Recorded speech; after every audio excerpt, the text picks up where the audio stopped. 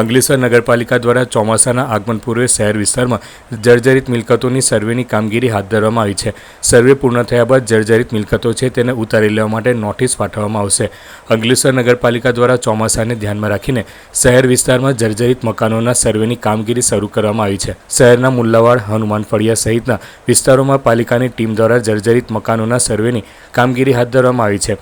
સર્વેની કામગીરી પૂર્ણ થયા બાદ જર્જરિત મિલકત ધારકોને તેને ઉતારી લેવા માટે નોટિસ પાઠવવામાં આવશે.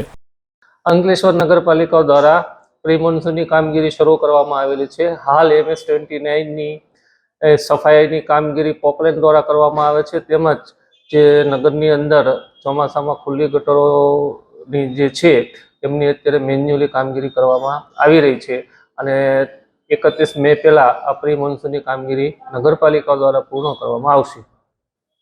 સાહેબ, અંકલેશ્વર વિસ્તારમાંથી જર્જરિત મકાનો છે, એમને કોઈ નોટિસ આપવામાં આવી છે તો કેટલા મકાનો?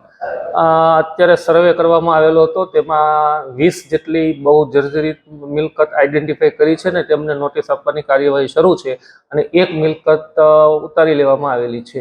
એટલે ચોમાસા પહેલા બધી જ મિલકતો ઉતારી લેવાય એવા પ્રયત્નો નગરપાલિકા દ્વારા કરવામાં આવી રહ્યા છે.